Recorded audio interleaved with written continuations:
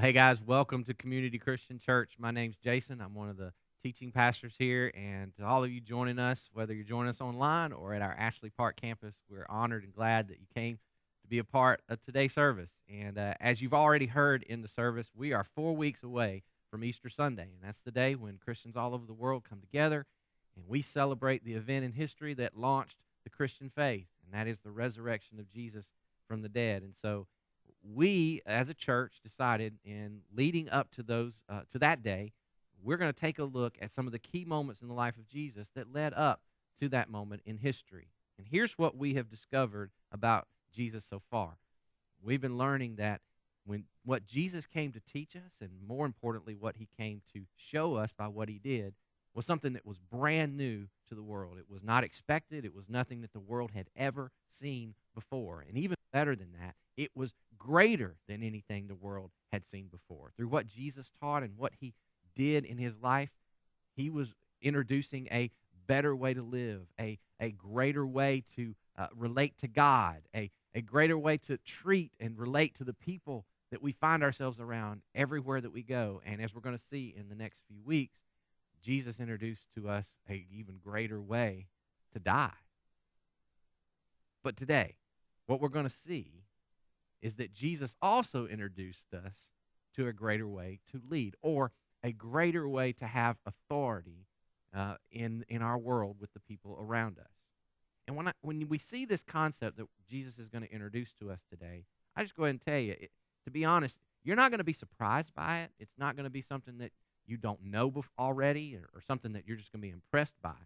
And the reason is simple. It's because this concept is just sort of normal in our world. It's become so ingrained in the way that you expect people to live and the way you expect the world to work that you sort of take it for granted, and so do I. It's just something that in our day and time, it's just become sort of normal. But I'm telling you, in the first century, when Jesus introduced this to his followers, it was far from normal. In fact, I wish that I could just sort of wipe away all your assumptions and all your preconceived ideas and experiences, and you could just see this for what it was in the first century. And I'll try to do my best. But regardless, this example that Jesus left us has shaped everything that came after it. It has shaped everything that you've come to expect and everything that you admire about the people who are in authority over you. See, this is how you and I judge whether or not we consider people to be worth following or not. This is what you use to judge whether somebody is worth working for or not, or whether they deserve your respect or not. It's the quality that you want everybody in your life to possess. You want everybody to live by this idea or this rule. Now, what is this idea? Well, we'll get to that in just a second. But before we do, I need to set it up with some context so that you can see sort of how this came about in the life of Jesus. And so, John, the Apostle John, who was one of the eyewitnesses of the life of Jesus, he's the one who recorded what he saw. John was there. He was an eyewitness to these events. And he tells us in his account of the life of Jesus, one of the most defining miracles that Jesus ever performed. And even if you didn't grow up in church, whether you did or not, you probably are familiar with this story. It's the story of when Jesus raised one of his best friends back from the dead. The man's name was Lazarus. Now, when I say Lazarus was raised from the dead, he was dead. I mean, it was no question whether he was dead or not. It wasn't one of those situations where he maybe was unconscious, he sort of fell asleep, and all of a sudden Jesus woke him up. No, Lazarus had been dead for 4 days. He was embalmed dead, already had the funeral dead. Family's gone home, flowers are wilting, buried in a tomb. He was dead. So as you can imagine, when this happens, it was big news in that region where Jesus was at the time. Jesus starts to gain this kind of rock star status among people of that day in that area. And as we've been seeing in this series, it's a problem for the religious establishment. In fact, John, who was there, tells us what happened after Jesus raised Lazarus from the dead. He says, when all the people heard of Jesus' arrival into this particular region, they flocked to see him and also to see Lazarus, the man Jesus raised from the dead. And you can imagine, he's kind of an attraction now. Here's a guy who Jesus raised from the dead. People wanted to see him. The leading priest decided to kill Lazarus too, in addition to Jesus, for it was because of him that many of the people had deserted them and began to believe in Jesus. And I know what you might be thinking. You may be thinking, well, Why don't they believe in Jesus? I mean, if this happened and Jesus is able to do this amazing thing, why don't these religious leaders get on board with Jesus and believe in him? Or at the very least, maybe just be good to him and nice to him and get him on their team, because you'd think they'd want a guy like that on their team. And that's what we would think. But John tells us exactly why that's not ever going to happen. He writes this. He says, the leading priests and Pharisees called the high council together, and they said, what are we going to do? This man performs many miraculous signs, and if we allow him to go on like this, soon everyone's going to believe in it. And then, they said, the Roman army's going to come. They're going to destroy our temple and our nation. See, even these religious leaders were smart enough to know that Jesus wasn't coming to just tack on something really nice to their already established religion. Jesus had come to bring something radically new, something brand new. It was to replace everything that had come before, and it was a threat to them. See, they knew from what Jesus had said and what he had done, he wasn't coming in there to join in with them. He was coming to take over. So, John writes, from that time on, the Jewish leaders began to plot Jesus' death. As a result, Jesus stopped his public ministry among the people, and he left Jerusalem. So, things are getting tense. The establishment is starting to get nervous. More and more people are following Jesus. They're coming over to Jesus' side. They're leaving the religious establishment. And these religious leaders, they can see it. They feel it. They can sense the ground shifting underneath them. And these religious leaders, they are not happy at all. But there was another group that could see it. There was another group that could feel what was happening. And they could feel the wind sort of shifting.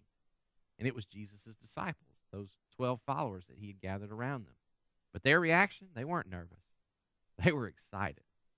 They were sensing something that happening that they had been waiting for years, for generations. See, they'd been praying and hoping for a leader to come along for years.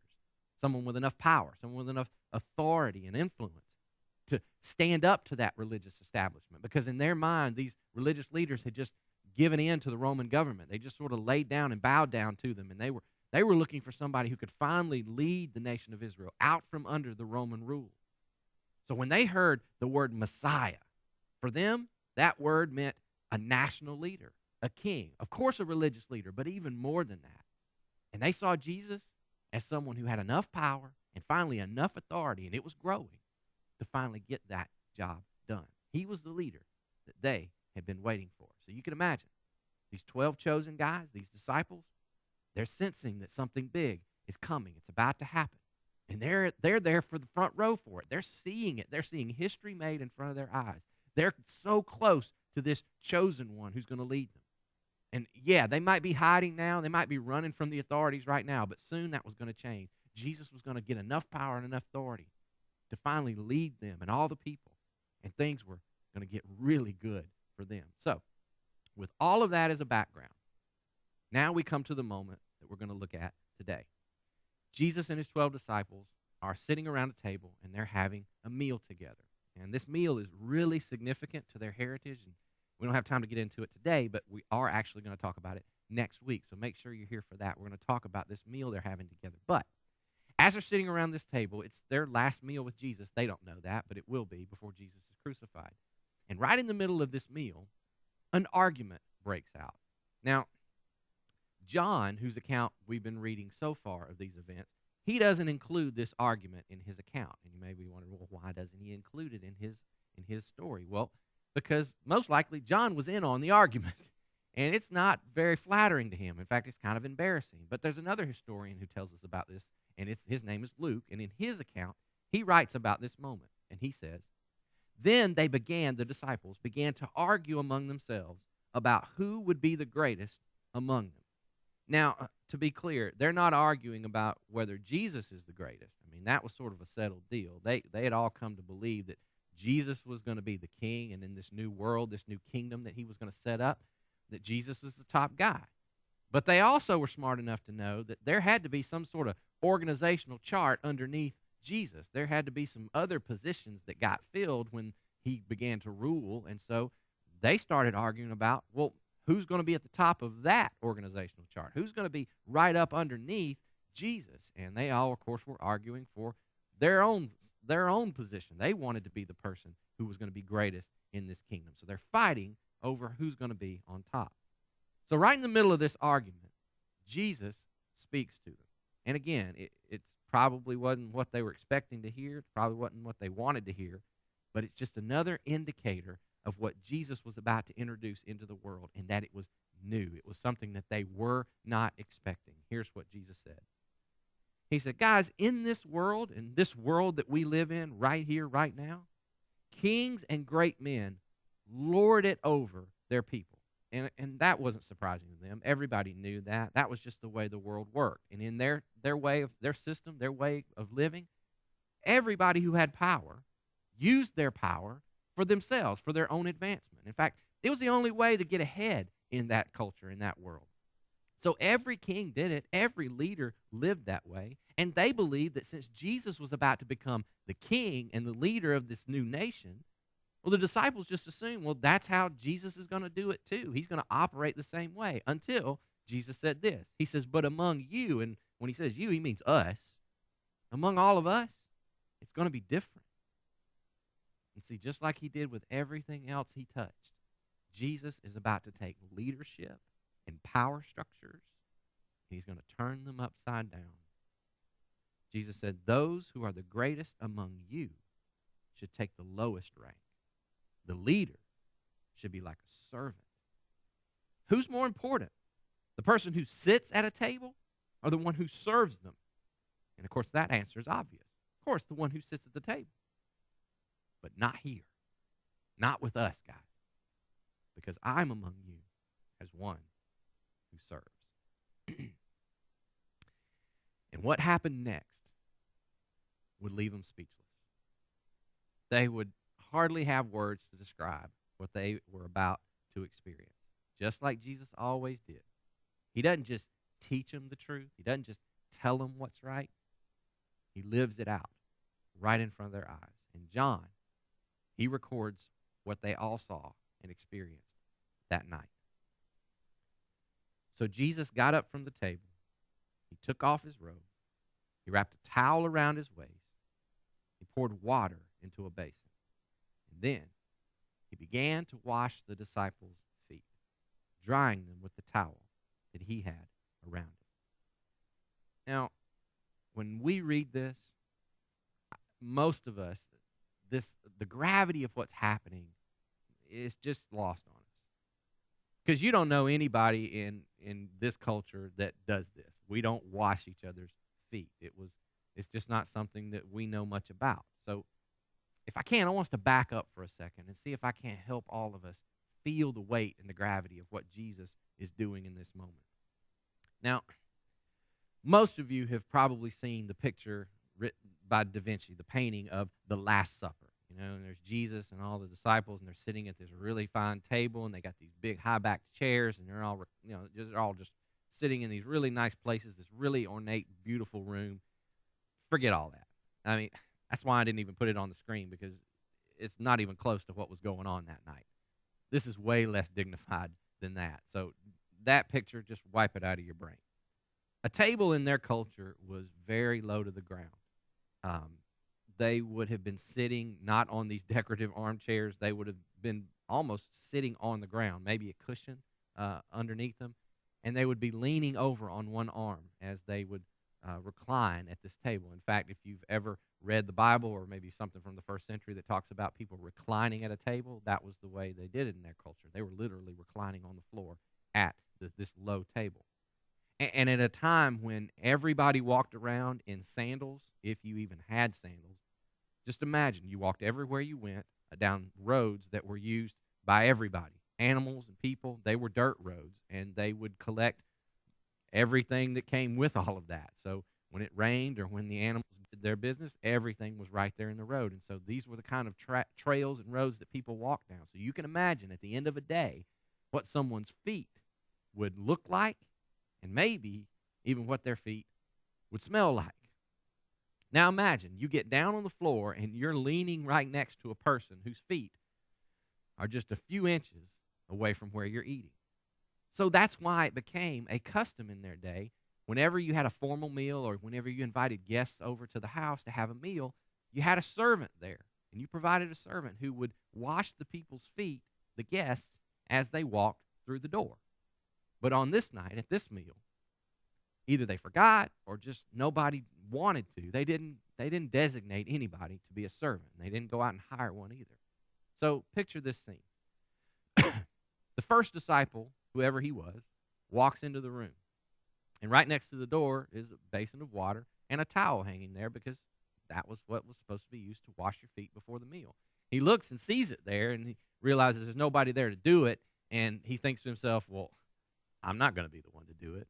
So he just walks right on past, and he goes and takes his seat at the table. And one by one, all the rest of the guys, the 11 guys, walk into that room. They do the exact same thing. They walk past the water. They just go, and they take their seat. So there they all are, sitting on the floor around the table with these crusty, smelly feet. And they start arguing about who's going to be top dog when Jesus ushers in his kingdom and takes over the world.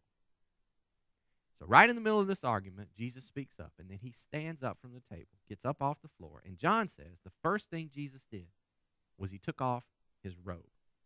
Now, you and I hear robe, and we think, well, that's just like a coat. It's an outer garment. No, it's actually what Jesus was wearing. When Jesus takes off his robe, the only thing he has left is an undergarment. He takes a towel, and he wraps the towel around his waist, a towel that's about to be covered in dirty foot water. Think about a towel that you would put around you as you get out of the shower. Jesus wears this towel. He takes the water next to the door, and he pours it into a bowl. He takes that water, and he walks around the table, and he goes behind the first disciple. We don't know which one it was, but he stands behind this very first disciple. He lays the basin down on the ground, and he climbs down onto his hands and his knees, and then he reaches into the water, and he wets his hands. He gets his hands really wet.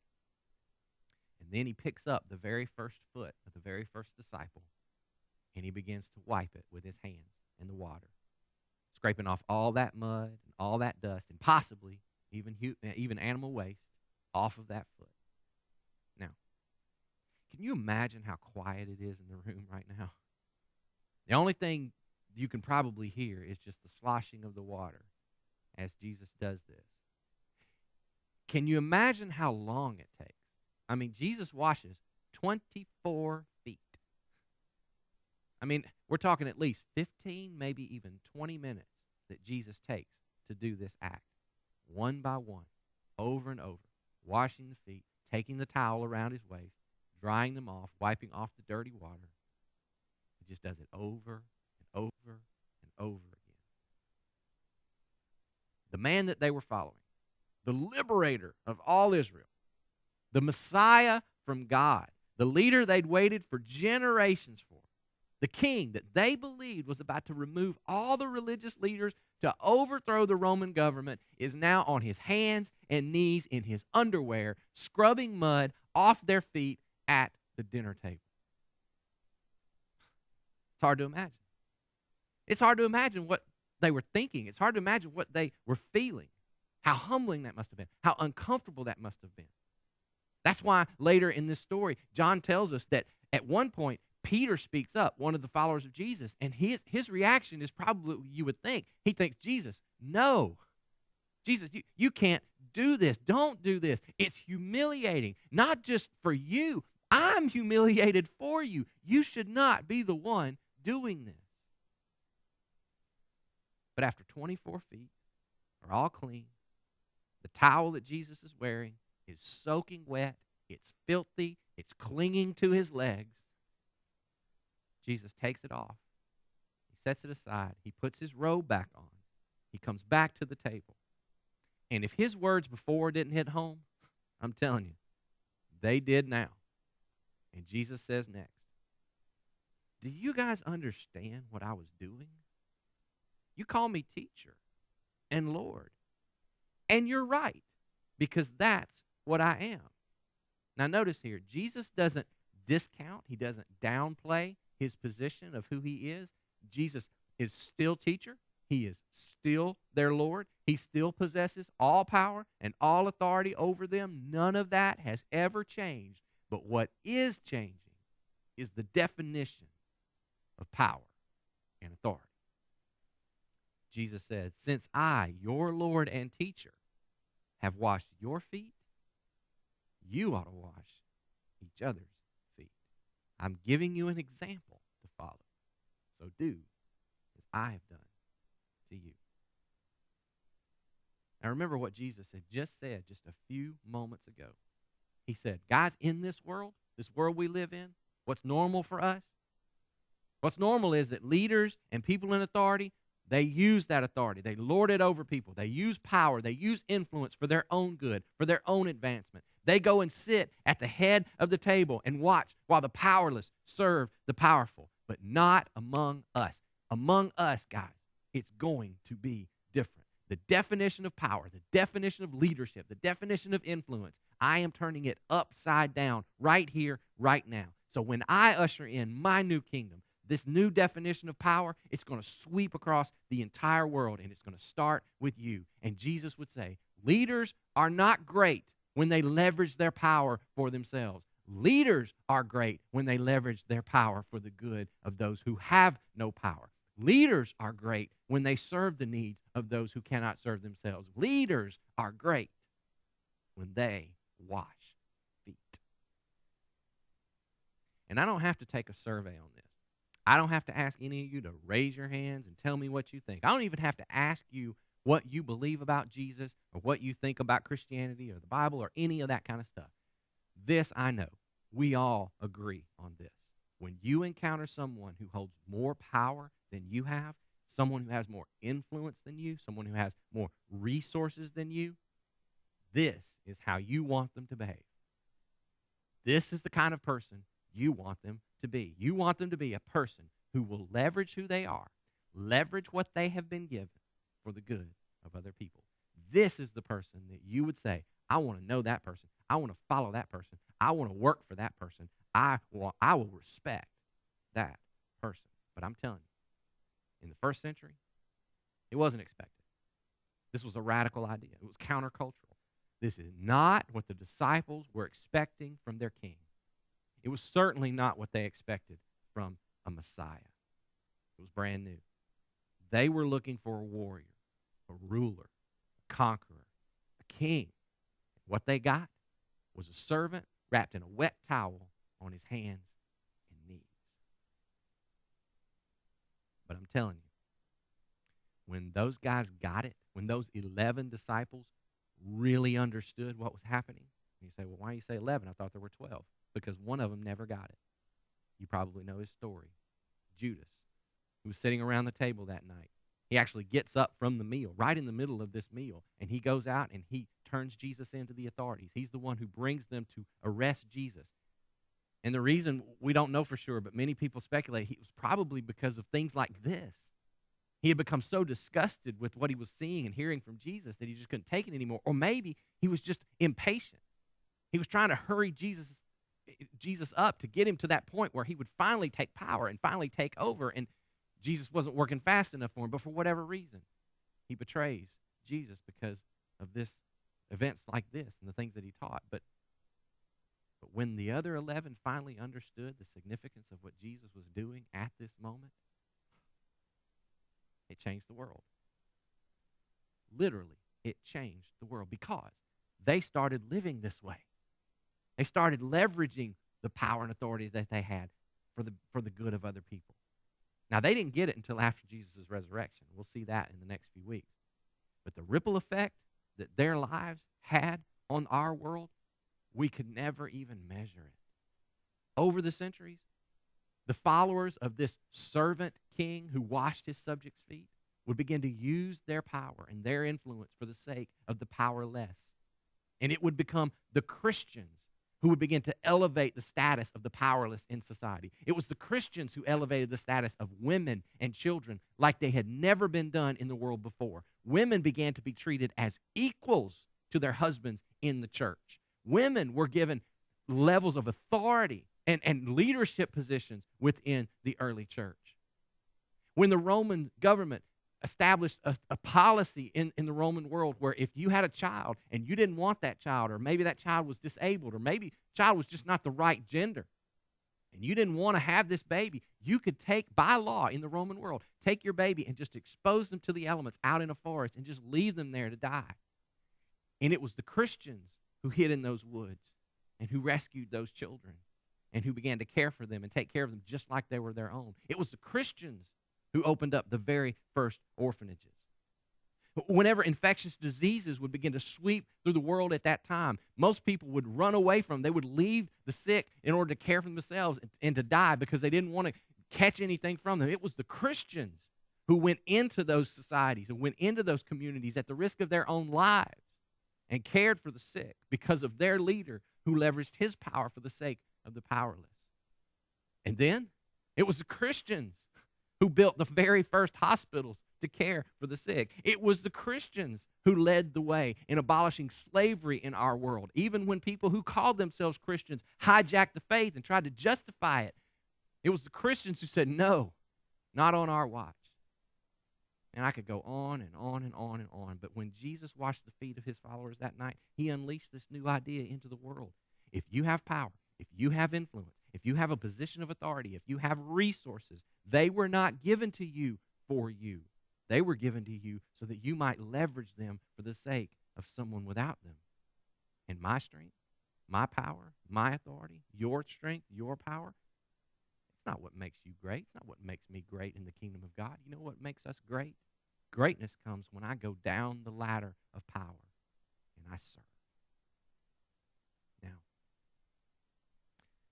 if you're not a follower of Jesus, if you haven't surrendered your life to his leadership and you wouldn't call him teacher or Lord or any of that, then listen, I don't have any authority. I have zero authority to tell you what to do. I can't tell you how to live your life. But I can tell you this. I think you're a smart person. And I think you know, as well as I do, that the world would be a better place if everyone lived this way.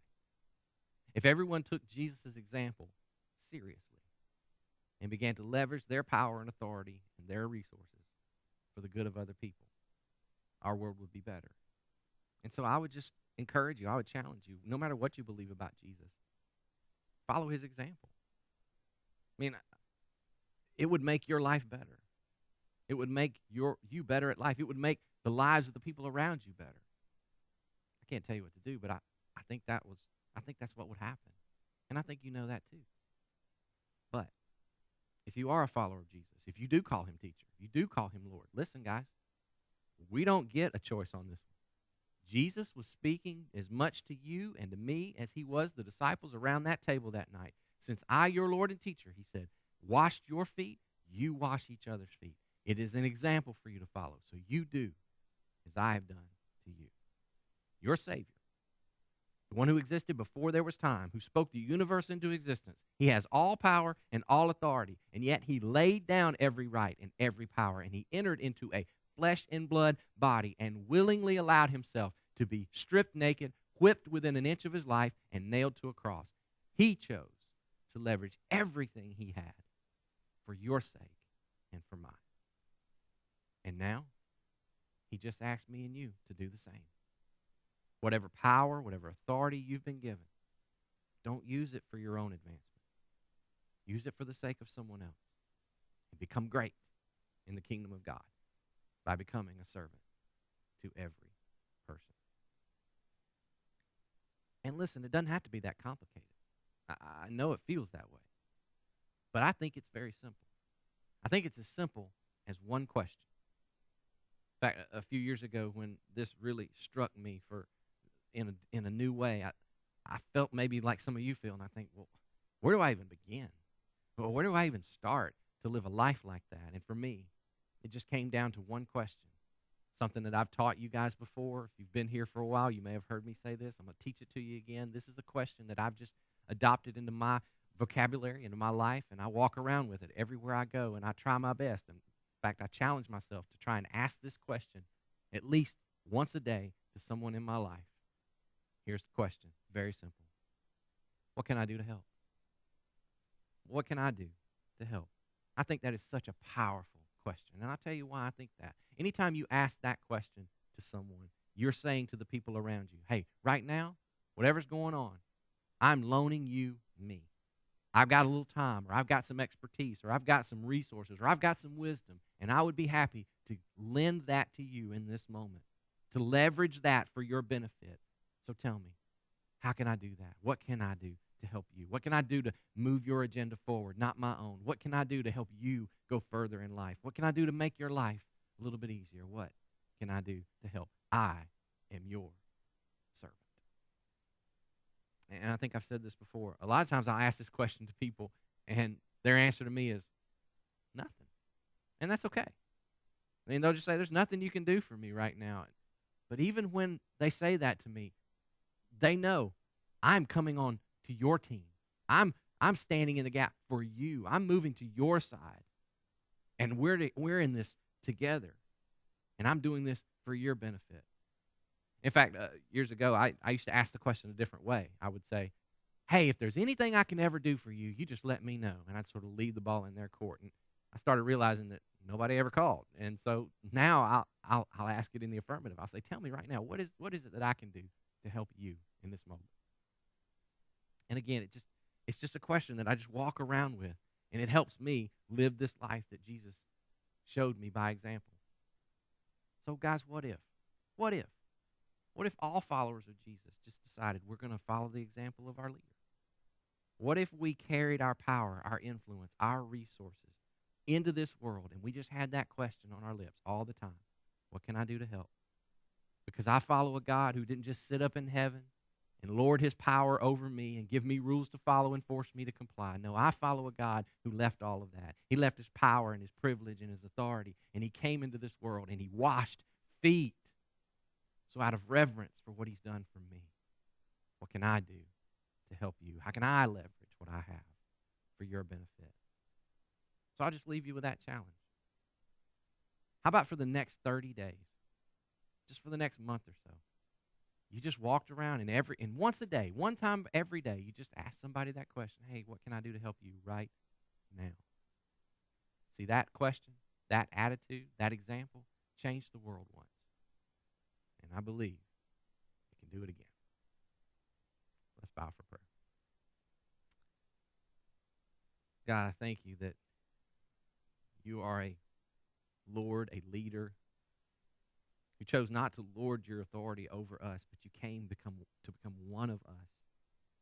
And you used your power and authority to serve. You took on the very nature of a servant rather than clinging to your heavenly privileges. God, we thank you for that. We love you for that. And God, thank you that you left that as an example for us, that we could follow and do the same. May we live the way Jesus did. May we become great in your kingdom by becoming servants of all. It's in his name we pray. Amen. Thanks, guys. We'll see you right here next week.